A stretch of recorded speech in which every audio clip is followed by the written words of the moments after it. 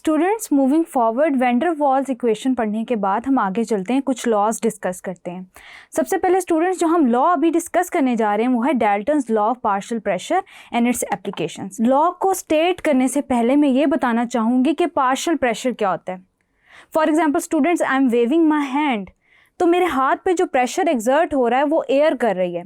Now air is the mixture of gases, जिसमें आपके पास आ जाती है nitrogen, oxygen, argon, hydrogen and various others. अब स्टूडेंट्स अगर मैं बोलूँगी कि पार्शियल प्रेशर, तो उसका मतलब ये होगा कि नाइट्रोजन कितना, पूरी एयर में से नाइट्रोजन कितना परसेंट प्रेशर एक्सर्ट कर रही है मेरे हाथ के ऊपर, तो वो नाइट्रोजन का पार्शियल प्रेशर होगा as compared to the pressure of the whole air on my hand. तो स्टूडेंट्स स्टेट करते हैं Dalton's law of partial pressure को, the total pressure exerted by the gaseous mixture is equal to the sum of the partial pressure of each gas present in the mixture.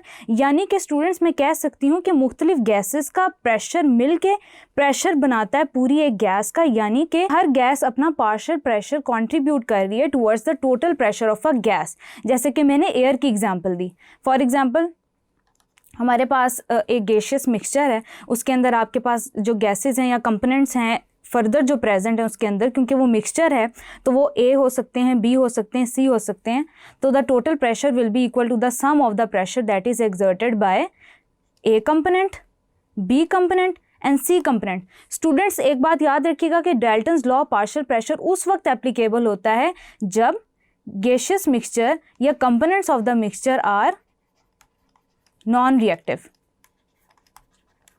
mixture don't react, यानी कि इनको chemically आपस में react नहीं करना चाहिए, तभी एप्लीकेबल होगा इन पे डाल्टन्स लॉ पार्शियल प्रेशर। जैसे एयर एक मिक्सचर है गैसेस का। जैसे कि स्टूडेंट्स आप एक डायग्रामेटिक इलस्ट्रेशन भी देख सकते हैं कि कंपोनेंट ए है for example, then component B है। अगर इनको मिक्स कर दिया जाए तो जो प्रेशर एक्सर्ट होगा वो इन दोनों के पार्शियल प्रेशर के सम के इक्वल होगा। आई होप स्टूडेंट्स आपको ये बात समझ आई होगी। उसके बाद स्टूडेंट्स हम रिलेशनशिप देखते हैं कि प्रेशर और number of moles of gas के दरमियान क्या रिलेशन है। स्टूडेंट्स एक बात याद रखिएगा कि जितना ज़्यादा नंबर ऑफ मोल्स होंगे किसी भी गैस के, उतना ही ज़्यादा उसका वॉल्यूम होगा। जितनी ज़्यादा गैस हैवी होगी या जितना ज़्यादा वो वॉल्यूम पोजेस कर रही होगी in terms of number of moles, उतना ही ज़्यादा वो प्रेशर एक्सर्ट कर रही होगी। अब स्टूडेंट्स हम इसका एक रिलेशनशिप है जिसको हम जनरल गैस इक्वेशन से स्टेट करेंगे। Students pressure is directly proportional to the number of moles. Final जो एक्सप्रेशन हमारे पास आएगा वो कुछ ऐसा है। अब इसको हम डिराइव कैसे करेंगे? PV from general gas equation is equals to nRT। अब अगर हम कंपोनेंट ए के लिए बात कर रहे हैं तो फॉर ए अगर हम एक्सप्रेशन लिखेंगे तो हम क्या करेंगे कि जो प्रेशर वो एक्सर्ट कर रहा है कंपोनेंट उसको सेपरेट आउट कर लेंगे, यानी कि PA is equals to nRT by V। इसी तरह अगर हम कंपोनेंट बी की बात कर रहे हैं और इसके लिए नंबर ऑफ मोल्स भी स्पेसिफिक होंगे, उसको भी हम स्पेसिफाई करेंगे। देन हम देखेंगे for B PB is equals to nBRT by V, और प्रेशर जो इनका टोटल प्रेशर होगा it will be equal to the sum of the pressure which is exerted by pressure A plus B। यानी कि मैं कह सकती हूँ कि total pressure generated by them is equal to nTRT by V। अब इन equations को स्टूडेंट्स जब हम ट्रीट करेंगे तो इक्वेशन कुछ ऐसी आएगी, यानी कि अगर मैं प्रेशर ऑफ ए कंपोनेंट को डिवाइड करती हूँ by pressure generated as a whole, यानी कि टोटल प्रेशर से, तो सिचुएशन कुछ ऐसी बनेगी PA डिवाइडेड बाय PT। मैं ए की कंपोनेंट के लिए आपके लिए लिख लेती हूँ expressions, nART by V into, इसको हम इन्वर्ट कर देंगे, V डिवाइडेड बाय nBRT।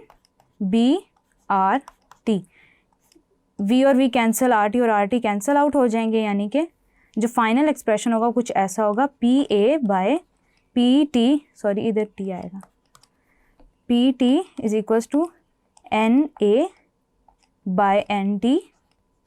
अब अगर मैं पार्शियल प्रेशर एक गैस का स्पेसिफाई कर रही हूँ जैसे कि हमारे फाइनल एक्सप्रेशन में लिखा हुआ है, तो वो कुछ ऐसे होगा PA is equals to NA by NT multiply by PT।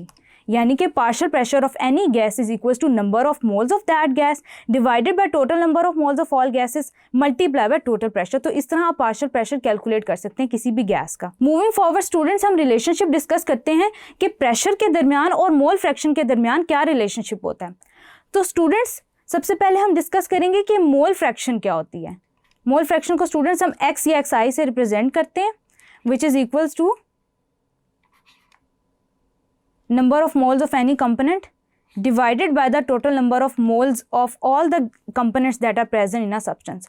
Students mole fraction का टर्म हम ज़्यादातर गैसेस के लिए यूज़ करते हैं, लिक्विड्स के लिए भी यूज़ करते हैं। स्टूडेंट्स हमने जब भी फ्रैक्शन कैलकुलेट करनी होती है एक स्पेसिफिक कंपोनेंट की इन the mixture of components in terms of moles, तो उस फ्रैक्शन को, उस रिलेशनशिप को हम बोलते हैं मोल फ्रैक्शन। अब स्टूडेंट्स हमने एक एक्सप्रेशन डिराइव किया था जिसमें हमने कहा था कि कंपोनेंट का जो पार्शियल प्रेशर है वो इक्वल होता है number of moles of that component divided by total number of moles of that component multiply by total pressure. तो स्टूडेंट्स अगर आप इस चीज़ को देखें, इस फ्रैक्शन को देखें, तो it is equal to the mole fraction. यानी कि हम इसको इस तरह लिख सकते हैं P A is equals to X A into P T, यानी कि mole fraction of that component. जो जैसे स्टूडेंट्स आप इसको देख सकते हैं यहाँ पे भी, यानी कि partial pressure of any component is equal to the product of the total pressure and mole fraction of that component. Moving forward students application discuss करते हैं Dalton's law of partial pressure की। तो स्टूडेंट्स सबसे पहली application ये है कि हम पार्शियल प्रेशर के थ्रू कैलकुलेट कर सकते हैं उन गैसेस का पार्शियल प्रेशर, उन गैसेस का प्रेशर जो कि वाटर के ऊपर कलेक्ट होती हैं। फॉर एग्जांपल स्टूडेंट्स आपने लैब में कोई एक्सपेरिमेंट कैरी आउट किया, अब हुआ ये कि ओवर वाटर आपको कोई भी गैस आपकी जनरेट हुई है। अब आप कैसे उसका पार्शियल प्रेशर कैलकुलेट कर सकते हैं ये मैं आपको बताती हूँ। For example students over water आपके पास एक गैस कलेक्ट हुई है। अब स्टूडेंट्स ओवर वाटर क्योंकि वो कलेक्ट हुई है तो इट मीन्स कि उसके अंदर कुछ वाटर वेपर्स भी प्रेजेंट होंगे, यानी कि वो एक मॉइस्ट गैस होगी। जैसे कि आप देख सकते हैं collected gas plus water vapours. अब स्टूडेंट्स जो प्रेशर वो मॉइस्ट गैस एक्सर्ट कर रही है it will be equal to the pressure that is generated by the dry version of that gas plus P water vapors।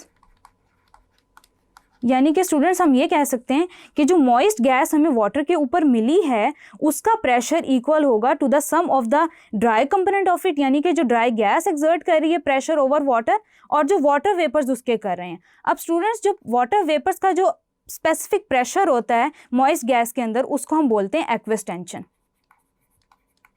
तो students इस तरह से हम ये कर सकते हैं कि हम मुख्तलिफ न्यूमेरिकल्स में भी इसको सॉल्व करेंगे कि आप ड्राई कंपोनेंट का इस तरह से कैलकुलेट कर सकते हैं pressure P moist minus P water vapours. Thank you.